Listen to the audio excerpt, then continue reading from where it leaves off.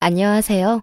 20살의 상경에서 쭉 서울살이 하다가 얼마 전 고향으로 내려온 30대 여자입니다. 최근에 제 인생에 많은 변화가 생겨서 힘들었는데 부모님 집에 머무르고 있으니 아무래도 회복은 빠르네요. 저는 서울에서 대학을 졸업하고 곧바로 취직했어요. 타지에서 올라왔지만 졸업 후 자리를 빨리 잡았죠. 그래서인지 쭉 서울에서 살 줄 알았어요. 그런데 서울의 집값은 말도 안 되게 계속 오르고 내 집 마련 꿈은 점점 멀어지더라고요. 그래서 시작한 게 판매 부업이었어요. 회사 다니면서 시작한 정말 작은 부업이었죠. 그런데 인생 정말 한치 앞을 알 수 없나 봐요. 부수입 만들려고 시작했던 그 판매 부업이 잘 되어서 지금은 어엿한 사장님이 됐거든요. 그 후 저는 사내 커플이었던 남자친구랑 결혼도 하고 사업도 잘 풀려서 기쁘게 회사를 그만뒀습니다.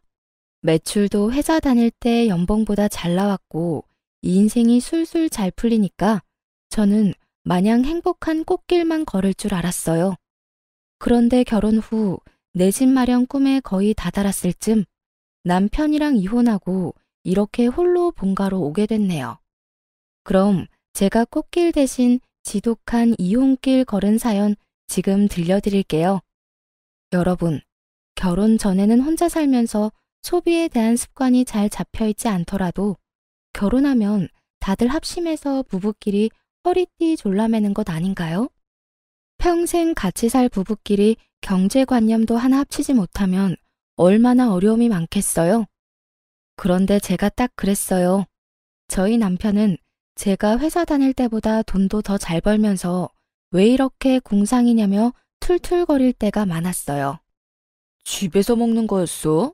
에이씨, 가끔은 나도 분위기 좋은 레스토랑 가서 고기도 썰고 싶다고. 남편이 오랜만에 소고기 먹고 싶다길래 일부러 비싼 한우를 사놨는데요. 집에서 고기를 구워 먹는 게 불만이었는지 고기를 굽는 저를 보며 툴툴대기 바빴어요. 안 그래도 남편이 연애할 때는 안 보이던 철없는 모습을 종종 보았던 터라 이번에도 철없는 고등학생처럼 괜히 심술부리나 보다 싶어서 그러려니 넘기려 했죠. 그런데 그날따라 제 속을 슬슬 긁어대는데 열이 좀 받더라고요. 당신 생일 얼마 안 남았잖아. 그때 가자. 이것도 좋은 고기야. 특별히 한우로 사왔단 말이야. 좋은 고기? 당신이 사왔으면 못 뻔하지. 또 할인하는 고기 사왔지? 그리고 넌 레스토랑을 꼭 무슨 날이어야 가냐? 인생 재미없게. 아, 돈 벌면 좀 쓰는 재미가 있어야 하는데 그런 게 전혀 없잖아. 아니, 할인하는 건 사람이 못 먹는 소고기야? 일부러 시간 내서 사왔는데 말을 왜 그렇게 밉게 해? 우리 부자 아니고 그냥 평범한 서민이잖아. 당연히 레스토랑은 무슨 날이어야 가는 게 맞지. 그리고 재미가 없긴 뭐가 없냐? 통장에 잔고가 느는 재미가 있잖아. 난 잔고 보면 재밌기만 하고만 뭘. 아, 당신도 얼른 우리 명의로 된 집에서 살고 싶다며. 둘이 열심히 모아야 하루빨리 집을 사지. 하여튼 말로는 이길 수 없다니까. 아니, 난 그 과정이 이렇게 지질이 궁상일 줄은 난 몰랐지. 자유롭게 돈 펑펑 쓰는 우리 형이 부럽다. 자기야, 소고기 먹고 싶대서 소고기 사온 게 뭐 그렇게 궁상이야. 아, 먹기 싫으면 먹지 마. 당신 말하는 거 보면 뭐 어디가 예쁘다고 소고기를 사왔는지 모르겠어. 그냥 돼지고기나 닭고기 사올 걸 그랬다. 뭘 또 그렇게까지 화를 내. 아, 미안해. 내가 잘못했어. 당신도 참, 그냥 남편이 푸념 조금 한 거 가지고. 남편은 제가 고기를 구우면 막상 맛있게 잘 먹을 거면서 그렇게 꼭 눈치 없는 밉상처럼 한마디씩 흘리더라고요. 아니, 저희 부부가 먹는 양이 적은 것도 아니고 레스토랑 가서 스테이크 먹으면 20만 원은 거뜬히 나오거든요. 저도 나름 감성적인 여잔데 그런 분위기 왜 안 좋아하겠어요? 하지만 저는 분위기 따지며 큰돈 쓸 바에는 집에서 한우 10만 원치 먹는 게 낫다고 생각했거든요. 그리고 분위기만 따지는 소비는 내가 원하는 내 집 마련 시기를 점점 늦추기만 할 뿐이잖아요. 뭐 남편도 언행 불일치이긴 했어도 저와 같은 꿈을 꾸고는 있었어요. 아무래도 혼자 집을 마련하기는 좀 힘들어도 둘은 좀 낫잖아요. 이제 인생의 큰 숙제인 결혼도 했으니 얼른 돈 모아서 집도 사고 무엇보다 자기 형만큼 잘 살고 싶다는 욕심이 큰 사람이었어요. 하지만 돈 모으는 과정이 폼나는 게 아니라는 걸 저희 남편은 인정하고 싶지 않은 눈치였죠. 그도 그럴 것이 시숙이 딱 남편이 동경하는 삶을 살고 있었거든요. 주말이면 골프 치고 레스토랑 가는 것들이 시숙에게는 너무나 당연하고 평범한 일상이어서 남편이 참 부러워했죠. 글쎄요. 저는 남편만큼 그런 것들이 크게 부럽지는 않았어요. 시숙이 얼마나 많은 돈을 버는지까진 잘 모르지만 그런 소비 습관은 자칫 위험하다고 생각했거든요. 시숙은 사업을 해서 비교적 큰 돈을 굴리는 사람이었어요. 그래서 씀씀이도 저희와 급이 달랐죠. 1억 넘는 외제차는 기본이며 머리부터 발끝까지 명품 하나씩은 꼭 지니고 다니더라고요. 하지만 겪어보니 형님 내외의 그 속내까진 명품이 아니더라고요. 우리 어머니 음식 싹 비웠네요. 다행히 입맛에 맞으셨나 봐요. 그래, 여기 참 음식이 하나같이 정갈하고 맛있구나. 이런 곳은 또 어떻게 찾은 거야? 저번에 거래처랑 미팅 끝나고 여기서 한 끼 대접받았거든요. 너무 괜찮아서 식구들 여기 꼭 한번 데려오고 싶었어요. 우리 장남 덕분에 내가 오늘도 한 끼 든든하게 잘 먹었다. 허허허, 식구들 다 나 아니면 누가 챙겨요? 제가 잘 대접해야죠. 근데 말이다. 둘째 너희들은 우리 장남한테 이렇게 얻어먹고 항상 잘 먹었다는 인사는 제대로 하고 있는 거냐? 이놈아, 형이 아무리 돈을 잘 번다지만 가끔씩은 너희가 살 때도 있어야지. 남편에게 그런 말을 하면서 꼭 제게 눈을 흘기는 시모였죠. 제가 시댁에 돈 쓰지 말라고 남편 잡은 것도 아닌데 말이죠. 시모는 식구들과 식사할 때마다 꼭 저희에게 그런 잔소리를 했어요. 언제나 형 부부를 본받아라. 이런 형이 어딨냐고 말이죠. 시모는 특히 식사 직후 입에 침이 마르도록 시숙과 형님에 대한 칭찬을 늘어놓았어요. 그리곤 끝은 꼭 저희를 나무랐죠. 저희 부부가 딱히 잘못한 것도 없었거든요. 처음에는 그냥 시모가 밥을 먹으면 입으로 소화시키는 스타일이구나 하며 참았어요. 그런데 참는 것도 한두 번이지.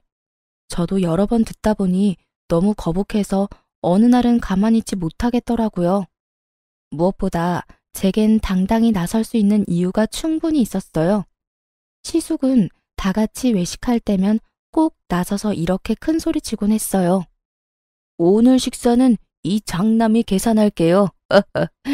난 정말 우리 가족들 입에 들어가는 건 하나도 아깝지 않아. 처음에는 저도 감사했는데 나중에는 그냥 엄청 웃겼어요. 자기가 식사 계산한다고 온갖 생색내며 계산하더니 막상 집 가면 남편한테 식사값의 반을 입금하라고 연락이 왔거든요. 저도 이 사실을 나중에서야 알았어요. 남편은 평소에 눈치 없이 제 속을 잘만 긁으면서 어쩜 자기 식구들 앞에서는 한마디도 못하는 거예요. 참 못났죠? 아니, 이번 식사는 진짜 아주버님이 사는 거 아니었어? 매번 왜 어머님 앞에서는 본인이 결제한다면서 큰소리치고 뒤에서 얌체같이 당신 보고 돈을 보내래? 그거야 그냥 형도 엄마 기분 좋으라고 그러는 거지 뭐. 그러니까 그게 뭐야. 사람 바보 만드는 것도 아니고. 난 더 이상 형님이랑 아주버님 장단에 맞춰주기 싫어. 게다가 어머님은 항상 우리 계산 안 한다고 눈치 주잖아. 잘못한 것도 없는데 왜 우리가 눈칫밥을 먹어야 해? 저는 아무리 생각해도 이해가 안 되는 행동을 남편은 그래도 엄마 앞에서 장남인 형의 길을 세워주는 게 동생으로서 도리라며 당연하게 생각하더라고요. 이게 다 효도라며 모질이 같은 말을 하는데 속에서 천불이 났어요. 그리고 시숙 내외가 가만히 있으면 모르겠는데요. 매번 돈은 저희랑 나눠서 내면서 양심에 찔리지도 않는지 온갖 생색을 내는 꼴이 너무 보기 싫더라고요. 심지어 자기들은 돈도 많아서 명품 휘감고 다니면서 왜 그런 거짓말을 하는지 도무지 이해할 수가 없었어요. 오늘 밥값도 또 우리 장남이 혼자 다 계산하는 거냐? 둘째 너는 형이 계산하기 전에 좀 나설 수 없어? 엥. 형, 잘 먹었어. 역시나 형 앞에서 아무 말 못하고 멍청하게 당하는 남편을 저는 힘껏 노려보면서 어머님께 사실을 말하려 했어요. 그게 아니라요, 어머님. 사실은. 어머니, 또 잘 드시고 왜 그러세요? 누가 계산하는 게 뭐가 중요해요? 다들 식사 맛있게 했으면 됐죠. 맞아요, 어머님. 이 사람이 장남이니까 서방님이 계산하는 건 또 절대 못 보잖아요.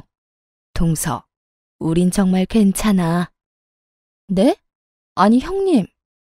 그런데 제가 억울해서 뭐라 말하려더니까 형님이 눈치채고 제 말을 딱 끊어버리는 거 있죠? 어머님, 그리고 좀 더 여유로운 쪽이 계산하는 게 맞죠.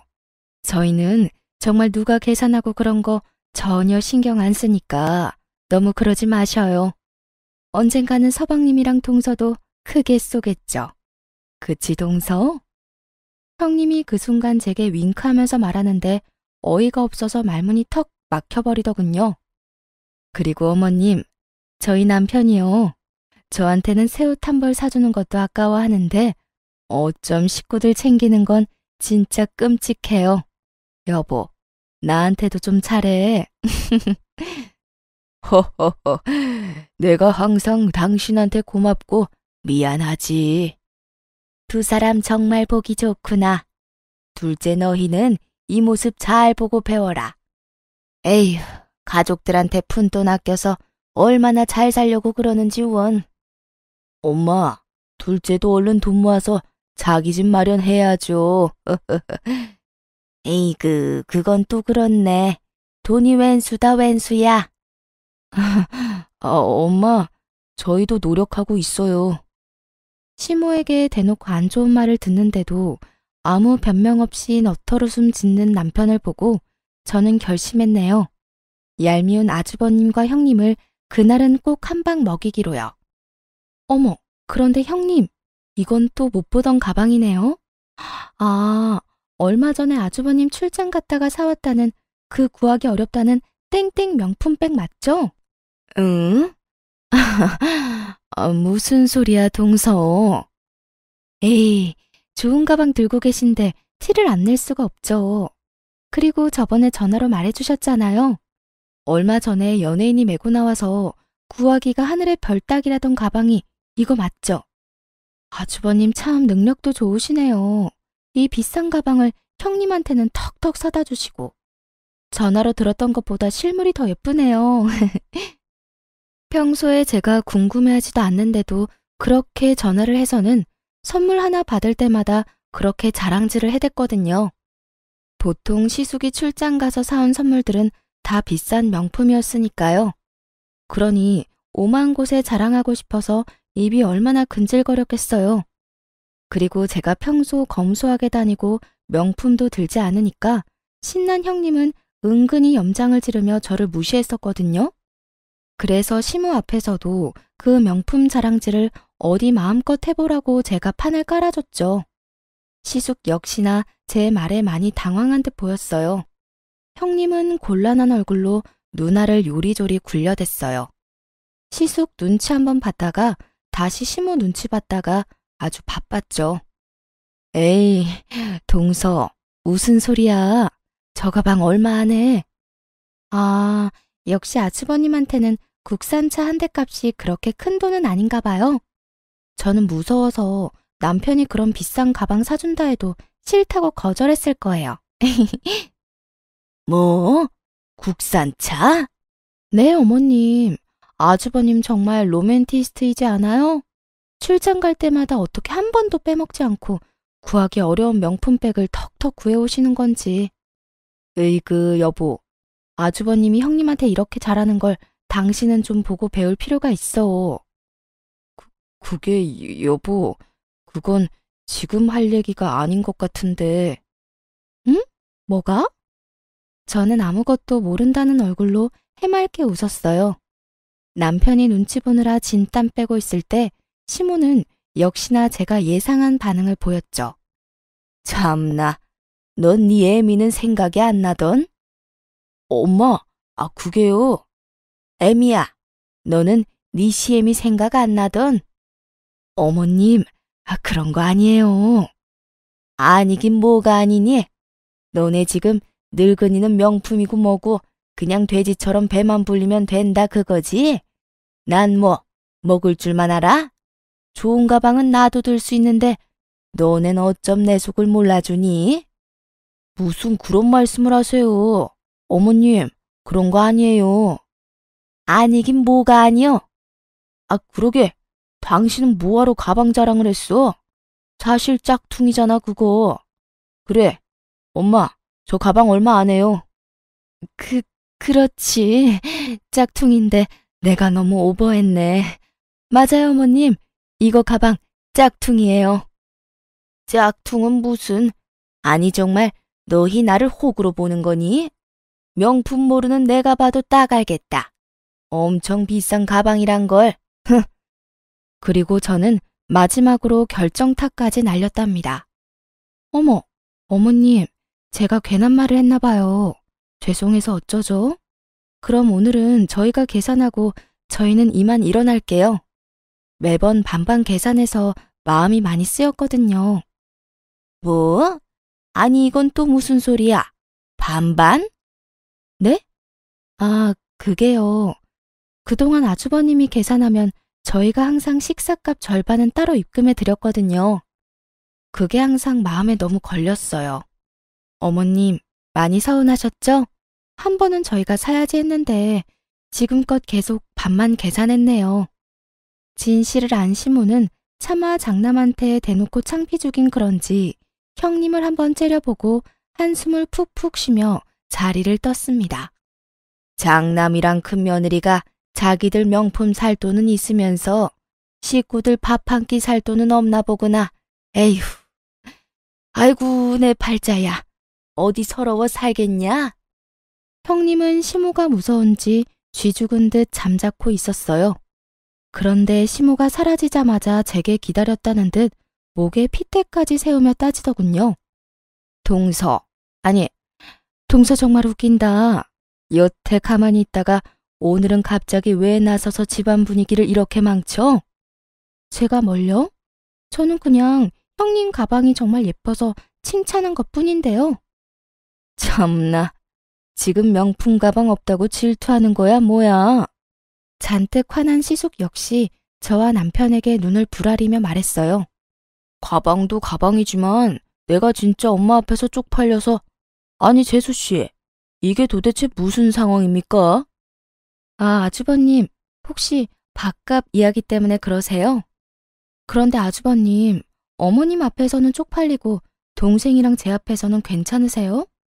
저라면 동생 앞에서 더 쪽팔릴 것 같은데. 아니, 뭐요?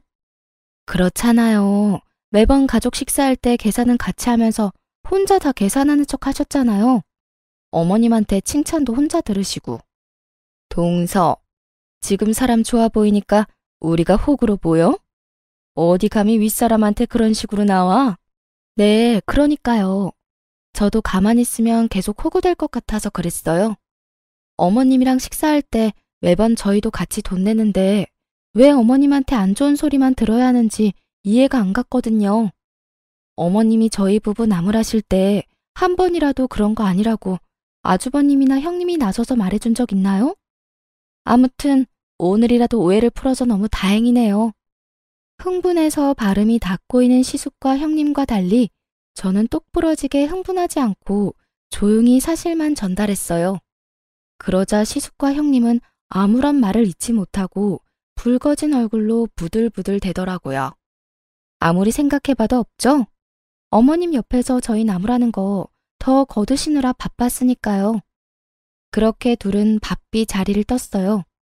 오늘따라 왜 이렇게 요란 법석이냐며 헛기침을 하면서 사라지더군요. 그때까지 바보 같은 남편은 제 눈치만 봤어요. 괜찮아? 자기 진짜 멋지다. 우리 형한테 한마디도 안 지고 할 말 다 하는 모습 대단해. 으유, 그게 남편이 할 말이야? 너만 믿고 결혼한 내가 바보 천치다. 아무리 가족 사이라도 분명히 할 건 해야지. 앞으로 말이야, 이런 일 또 생겼는데 가만히 호구처럼 앉아있기만 해봐. 아주 그땐 그냥은 안 넘어가.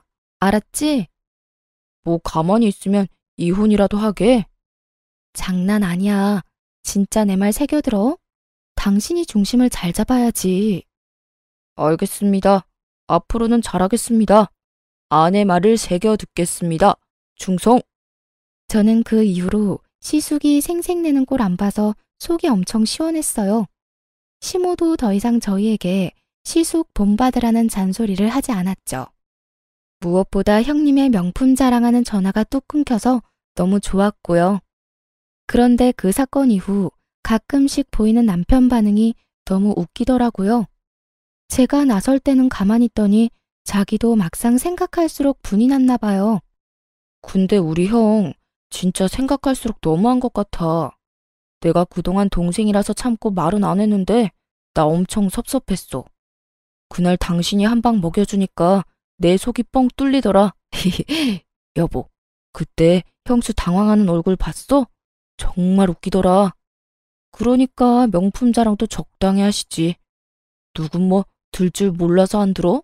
당신이 버는 돈이 얼만데. 그래도 그동안 형이라고 형 대접하겠다고 자존심 부리지 않은 남편을 착하다고 해야 할까요? 아님 멍청하다고 해야 할까요? 저는 그냥 그때까지는 남편이 그저 짠하다고 생각했어요. 하지만 남편 놈은 아직도 정신을 못 차리고 호구짓을 자처하더라고요. 결국 저와의 약속을 지키지 못하고 저한테 실망감만 안겨주더군요. 제가 너무 큰 욕심을 부려 그에게 많은 걸 바랬던 걸까요? 저희 부부는 결혼식을 올리고 전셋집에서 첫 살림을 꾸렸어요. 처음엔 그것도 얼마나 신이 났던죠. 하지만 저는 그럴수록 지출을 아껴야 된다고 생각했어요. 지금처럼 전세가 아닌 저희 소유의 자가를 가지기 위해서 말이에요. 나름 먹을 거 안 먹고 입을 거 최대한 아껴서 지출을 줄여나갔죠. 정확히 말씀드리자면 남편보다 제가 더 살뜰히 아끼긴 했어요. 남편에게는 먹고 싶은 거, 할인하는 거 찾아서라도 해줘도 저는 먹고 싶은 거 한 번 더 꾹 참았죠. 그리고 요즘 중고거래 시스템이 워낙 잘 되어 있잖아요. 저희 부부는 각자 수입에서 개인 용돈 빼고 모조리 저금했는데 저는 개인 용돈이 있다 할지라도 새 옷도 안 사 입고 중고거래로 새 옷 같은 헌옷만 사 입었어요. 참 궁상맞다고 남들은 욕할 것 같지만 그렇다고 막 지저분하게 다니거나 늘어진 옷을 입고 다니지는 않았답니다. 요즘은 멀쩡한 새 옷도 저렴하게 팔더라고요. 누구는 굳이 미련하게 그렇게까지 왜 하냐 욕할지 몰라도 저는 빚없는 저의 보금자리를 위해서 지금 당장에 헌옷을 입어도 괜찮았어요. 얼른 돈 모아서 내 집 사고 싶은 마음뿐이었죠.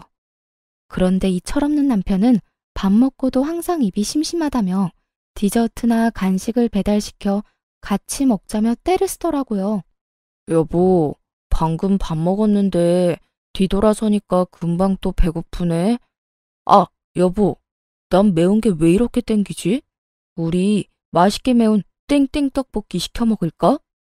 연애 때였으면 저도 바로 떡볶이 제안에 넘어갔겠지만 이제 가정을 이뤘고 목표가 있는 저는 의지의 대한민국 아줌마였죠. 집 앞에 분식집 아직 안 닫았을걸? 분식집에서 포장해오면 5,000원이면 먹을 수 있는데 배달 떡볶이는 너무 비싸. 이것저것 시키면 배달비까지 거의 2만 원 넘잖아. 자기 먹고 싶으면 얼른 가서 사와. 난 안 먹어도 돼. 아, 싫어. 나가기 귀찮아. 그럼 떡볶이 말고 치킨은 어때? 오랜만에 치맥할까? 시원한 생맥주도 같이 시켜서 한잔하자. 당신 아까 밥 그렇게 먹고 밤중에 웬 치킨이야. 그렇게 출출하면 내가 치킨 너겟이라도 구워줄까? 냉장고 안에 캔맥주도 있어. 남편이 배달 음식으로 유혹할 때마다 저는 배달 어플 대신 냉장고랑 식량 창고를 열심히 뒤져서 남편에게 먹을 거리를 찾아줬어요. 뭐 남편은 당연히 제게 싫은 소리 했죠. 자기 개인 용돈으로 시킬 건데 왜 배달도 맘대로 못 시킨다며 엄청 짜증을 냈어요. 저는 그저 개인 용돈이라 할지라도 집에서 배달비로 허무하게 쓰지 않길 바라는 마음이었는데 말이죠. 당신 돈 아까워서 지금 그러지? 나 치킨이랑 생맥주 지금 당장 먹고 싶다고. 난 뭐 내 맘대로 배달도 못 시켜 먹어? 걱정 마. 다 내 용돈으로 시킬 거니까. 아니야. 난 그냥 집에서 배달 시켜 먹는데 3만 원씩 쓰는 것보다는 나중에 나가서 그걸로 맛있는 거 사 먹으라고 그런 거지. 우리 좀 전에 밥도 배부르게 먹었잖아. 거짓말. 그냥 돈 아까워서 그런 거면서. 이뿐만 아니라 남편은 어느 날은 또 비싼 게임기를 사고 싶다. 차를 새 걸로 바꾸고 싶다. 참 여러 가지로 징징거리며 저를 괴롭혔어요. 하지만 저는 어떻게든 남편을 어르고 달래서 절약하는 데 성공했어요. 그러고 마침내 은행 대출 없이 오로지 우리 돈으로 집을 살 수 있는 날이 다가왔어요. 남편의 얼굴을 봤는데 정말 놀라서 한참을 벙쪄 있더라고요. 여보, 우리 진짜 집 생기는 거야? 은행 지분 잔뜩 있는 대출 낀 집 말고 진짜 우리 집이야? 정말 고생했다 우리. 아니, 당신 덕분에 여기까지 온 거지. 그동안 내가 너무 철없게 굴었지? 미안해. 그 순간 그동안 제가 소갈이 했던 부분이 싹 해소됐어요. 그때만큼은 남편이 제게 정말 미안해하는 눈치였거든요. 남편의 말들을 듣는데 괜히 눈물이 나고 그동안 철없는 남편이 저지른 미운 짓도 다 잊을 정도로 행복했어요. 비록 저희가 모은 돈이 서울에서 집 사기엔 턱도 없었지만 이 세상 어딘가에 저희 집이 생긴다는 사실만으로 기뻤어요. 저와 남편은 돈을 모아서 제 고향인 지방으로 내려가기로 결혼 전 약속했었거든요. 거기가 아파트 가격도 예상과 맞았고 아이 키우며 살기 딱 적당했어요. 그리고 제 사업이 커진 만큼 일손도 늘어났었기에 남편은 회사는 그만두고 제 일을 본격적으로 돕기로 했어요. 다행히 둘 다 월급쟁이가 아니라서 지방으로 가는 게 가능했죠. 요즘 취업난이다 뭐다 일자리 구하기가 너무 어렵잖아요. 둘 다 걱정 없이 밥 벌어먹고 살 수 있음에 저는 너무 감사했어요. 그런데 저희 남편은 주어진 현실에 전혀 감사해하지 않고 당연하다는 듯 아주 뻔뻔하게 더 큰 걸 제게 바라더군요. 저는 30대이지만 제 남동생은 현재 고등학생이에요. 나이 차이가 많이 나는 늦둥이라 거의 제가 키우다시피 했죠. 아무래도 애틋하다 보니 동생이 부모님한테 받는 용돈이 있어도 제가 또 따로 한 달에 20만 원을 용돈으로 챙겨줬어요. 그런데 그걸 우연히 알게 된 남편이 불같이 화를 내더군요. 사실 제가 결혼 전부터 동생 용돈을 챙겨왔던 거라 부부가 된 후 미리 언지를 못 줘서 서운할 수 있겠다 싶었어요. 하지만 과하게 화를 내는 남편 때문에 또 마음이 확 상하더군요. 나는 게임하는 거 고작 몇만 원도 못 쓰게 하더니 자기 동생한테는 20만 원? 장난해? 당신은 동생만 중요하지? 아니, 고작 몇만 원 아니고 게임으로 결제한 거 몇십이었잖아. 심지어 한 번도 아니고 매달 결제하잖아. 게임에 쓰는 돈 좀 자제해달라고 한 게 그렇게 잘못이야? 내가 미리 동생 용돈 챙겨주는 거 말 못해서 미안해. 미안하긴 한데 이게 당신이 이렇게까지 화낼 일인가 싶어. 20만 원이면 내가 버는 돈에 비해 턱없이 적은 돈인 거 알잖아. 게다가 당신은 개인 용돈 말고 생활비에서 쓴 거고. 나는 내 용돈에서 준 거란 말이야. 미안하면 미안한 거지 왜 이렇게 변명이야? 난 그것도 모르고 매일 너한테 잡혀 살았네. 몰라. 나도 이제 돈 펑펑 쓸 거니까 말리지 마. 그리고 입장 바꿔서 내가 형한테 돈 주다가 들키면 당신 가만 있을 거야? 무슨 말도 안 되는 억지야. 아주버님은 돈 많은 어른이고 내 동생은 아직 미성년자야. 용돈 필요할 나이 지나면 나도 안 줄 거라고. 그리고 내가 그랬던 건 전부 나 위해서 그랬던 것만은 아니잖아. 당신도 우리 집 이렇게 빨리 구매하게 됐다고 분명 기뻐했었잖아. 우리 둘을 위한 거였는데 항상 왜 나만 나쁜 사람 만들어 왜? 와, 이젠 자기가 잘못해놓고 큰 소리네. 종종 남편은 개인 용돈을 다 썼다며 함부로 저축 통장에 손을 댔다가 제가 엄청 화를 냈었거든요. 함께 모으는 통장이고 둘이 살 집을 사기 위해 모으는 돈인데 저 몰래 게임 아이템 결제하고 배달 음식 먹다가 여러 번 들켰어요. 저는 그거 못하게 한 것뿐이었는데 남편은 제 동생 용돈을 빌미로 잡아서 아주 큰 소리 뻥뻥 치더라고요. 속으로 참 막막했어요. 아직 자식을 기른 적은 없다만 못난 아들 하나 데리고 있는 심정이랄까요? 한참 어린 제 동생보다 더 철없어 보였으니 이런 남자인 줄 알았다면 결혼까진 안 했을 텐데 속으로 이런 생각을 수십 번도 넘게 했네요. 하지만 이미 결혼식도 치렀고 이런 게 이혼 사유가 된다고 생각하진 않았어요. 철없는 남편일지라도 사랑해서 결혼한 건 사실이잖아요. 애써 남편의 좋은 점을 떠올리며 긍정적으로 생각하고 넘겼어요. 그런데 이런 제 노력에도 불구하고 넘길 수 없는 큰 고비가 찾아오더군요. 남편과 말다툼하고 며칠 뒤였어요. 서로의 답답함에 대화도 제대로 안 했었거든요.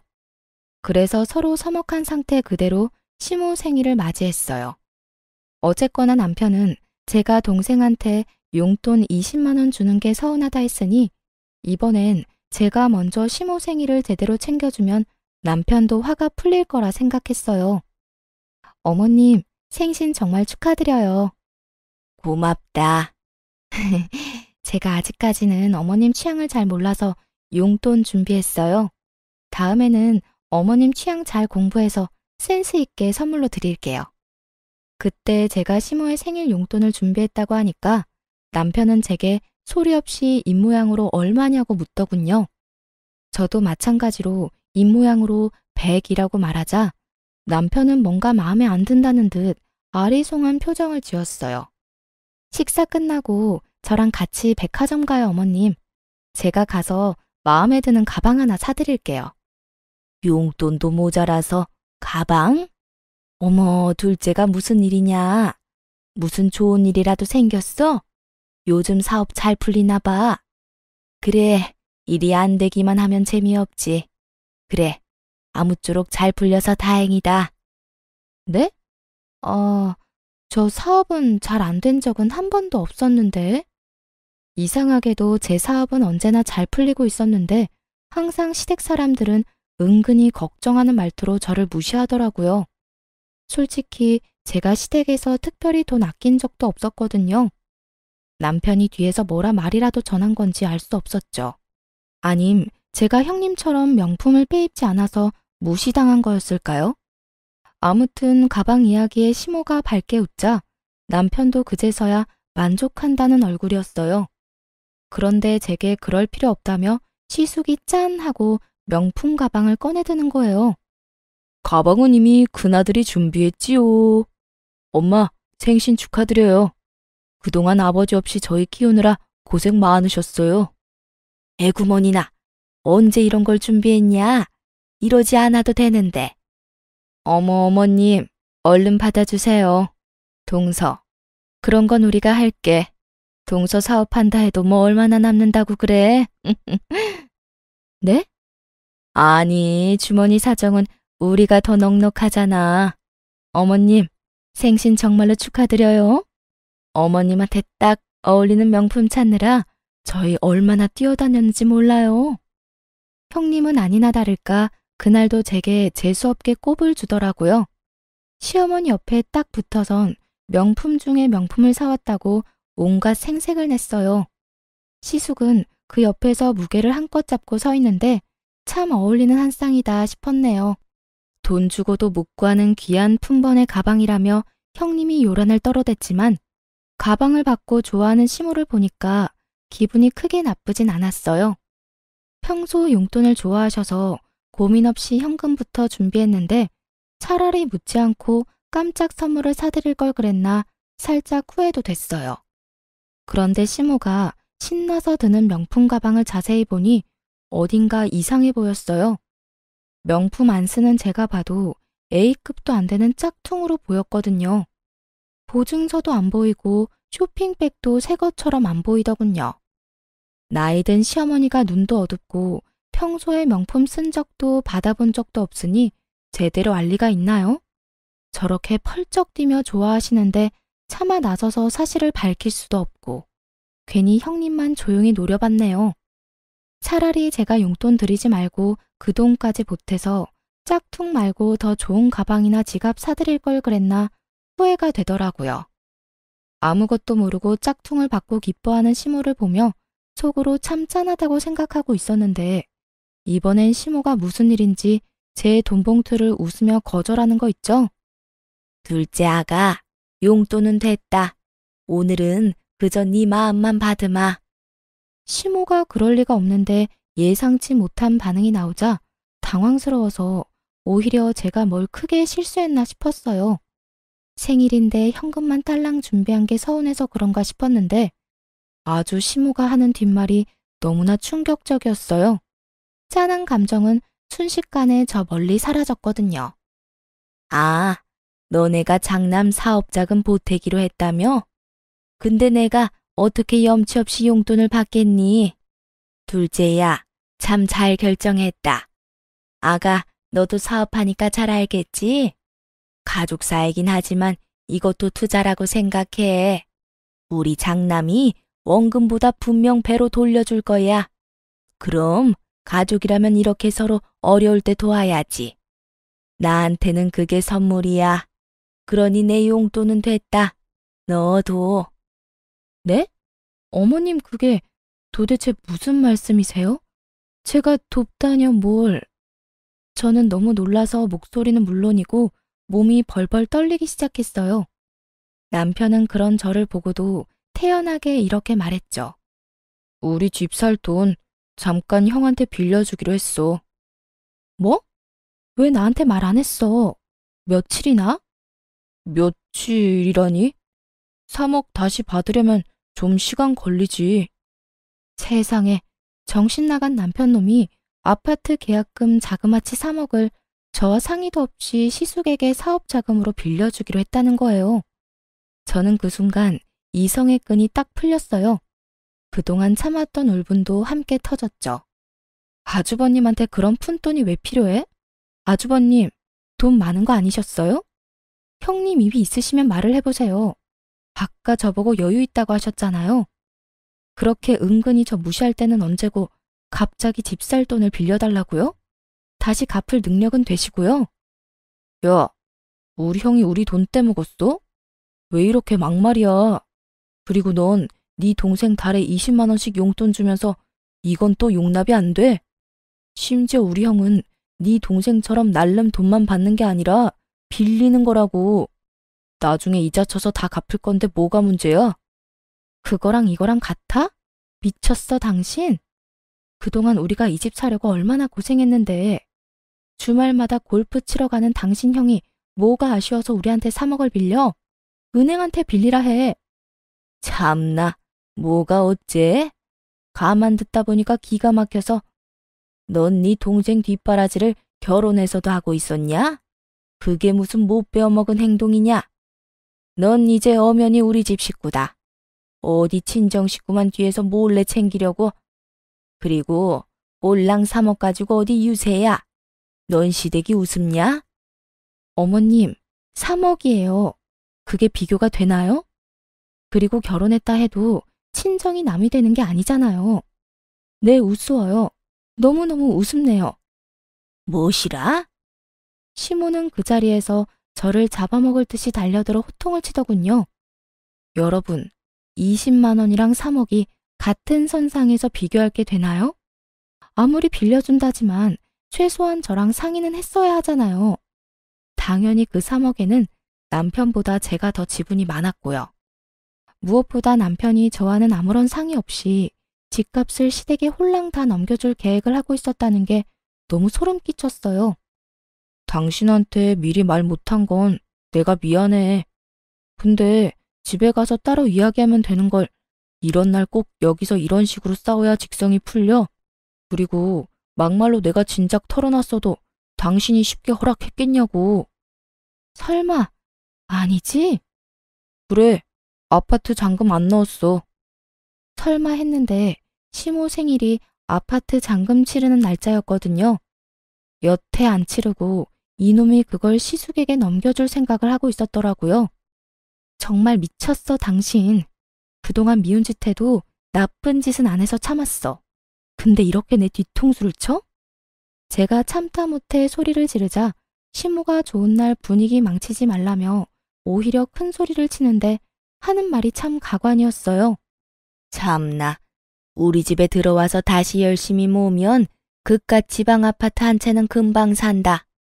뭘 사 먹게 그렇게 발발 떨고 난리야?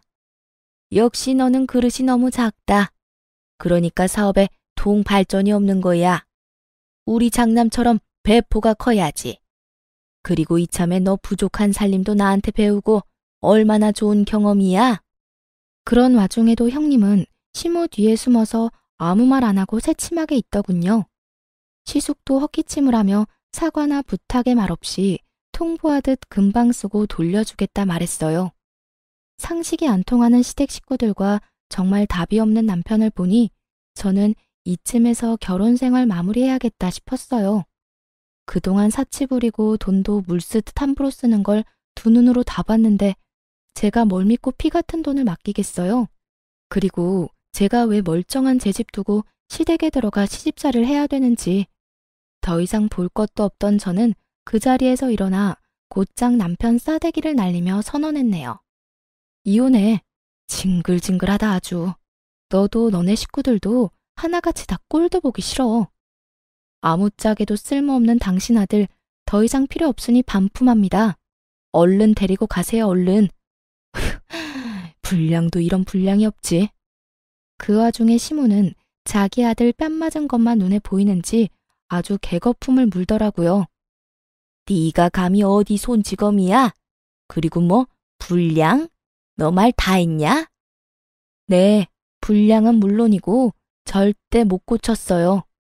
저 그동안 이 철없는 자식 데리고 사느라 너무 힘들었거든요. 뺨 한 대 정도는 양반 아닌가요? 더 날리고 싶은 거 겨우 참은 거예요.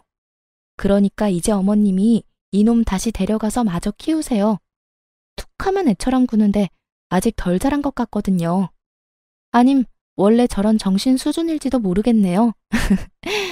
그리고 꼴랑 3억, 그깟 3억 정 보태고 싶으면 어머님 집 팔아서 보태주시면 되겠네요. 저는 여기 그 누구한테도 제 돈 한 푼 줄 생각 없어요. 여보, 너 진짜 왜 그래? 정신 차려. 너무 흥분했어. 그만해. 진정하고 집 가서 이야기해. 너야말로 정신 못 차렸니? 아직도 상황 파악이 안 돼? 네 형한테 투자하고 싶으면 이혼하고 네 돈으로 해, 이 자식아.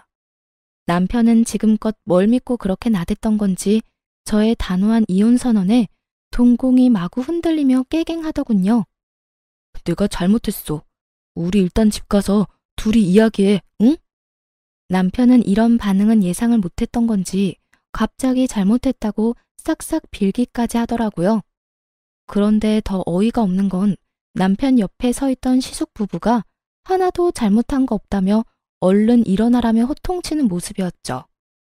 자기들이 꼭 피해자인 것처럼 행동하는 꼬라지를 보고 있자니 너무너무 약이 올랐거든요. 그래서 혼자 삼키려던 말도 참지 않고 시원하게 내뱉어줬어요. 내가 진짜 이 말까지 안 하려고 그랬는데 어머님 잘 들으세요. 사실 아주버님이 준 저 가방 짝퉁이에요. 그것도 동네 어디 시장에서 10,000원 주고 산 것 같은데 어머님 수준에 딱 맞는 가방 사왔다고 떠들어대더니 백화점도 아닌 시장바닥이라고요. 이래도 어머니 생각만 하는 아주 끔찍한 장남 같아요? 어디 모임 같은 데 들고 나갔다가 쪽팔림 제대로 당하실 텐데. 그때 흥분한 형님이 저를 냅다 밀치려고 해서 빠르게 피했어요. 그랬더니 보기 좋게 혼자 바닥에 고꾸라지더라고요. 아, 이게 무슨 짓이야? 난 아무 짓도 안 했는데. 지금 어디서 이간질이야? 어머님, 그런 거 아니에요. 진짜 짝퉁이냐? 시모가 믿을 수 없다는 듯 가방을 여기저기 살피기 시작했어요. 네, 그 가방 들고 매장에 가보세요. 진품인지 아닌지 알 수 있겠네요. 덤으로 쪽팔림도 없고요. 아니, 보증서 같은 것도 없고 허접한 봉투에 담아주는 게 무슨 명품이래? 아주버님도 참 형님한테는 구하기 어려운 명품도 잘만 턱턱 구해주더니 평생 키워준 엄마한테는 A급도 아닌 하급 짝퉁을? 아유, 어머님은 찬밥 안 먹어도 배부르시겠어요. 못난 아들이 하나도 아니고 둘이나 있잖아요. 시모는 어쩐지 이상하더라는 말을 하며 냉큼 형님 머리채를 낚아채더군요. 그런 수모를 겪고도 차마 자기 아들 머리채는 못 잡겠고 분은 풀어야 하니까 선택한 게 며느리 머리채였던 거죠. 게다가 시모한테 구하기 어려운 비싼 가방이라고 어찌나 열심히 바람잡이를 했는지 어찌 보면 형님한테 더 열받았을 수도 있고요. 너 이년아, 넌 다 알고 있었지? 이게 감히 시어머니를 농락해? 지는 좋은 가방 쓰면서 나한테는 어디 짝퉁을 내밀어? 어머님, 이것 좀 놓으세요. 아니, 제가 사왔어요? 장남이 사온 거잖아요. 왜 저한테 그러세요? 근데도 이게 정신 못 차리고?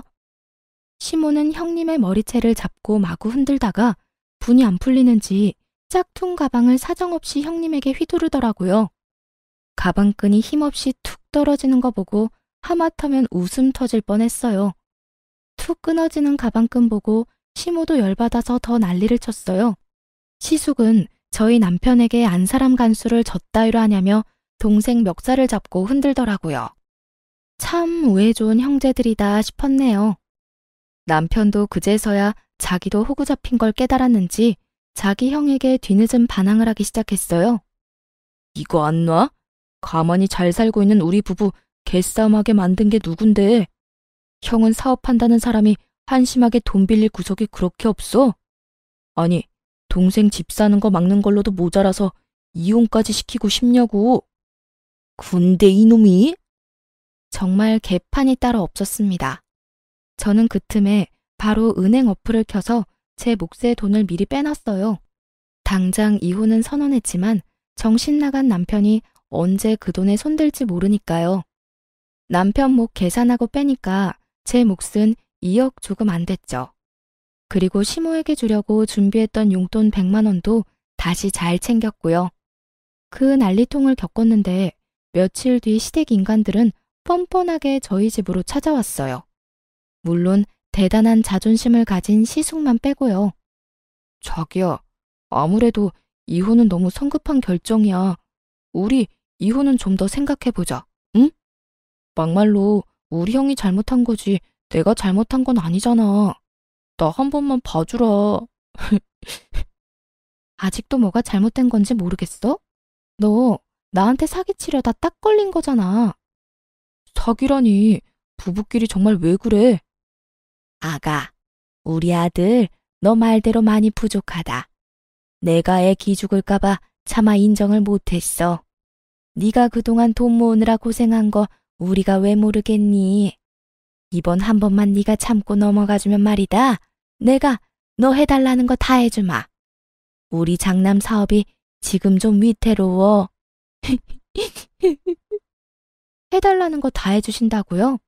그럼 어머님 집 명의 제 앞으로 해주세요.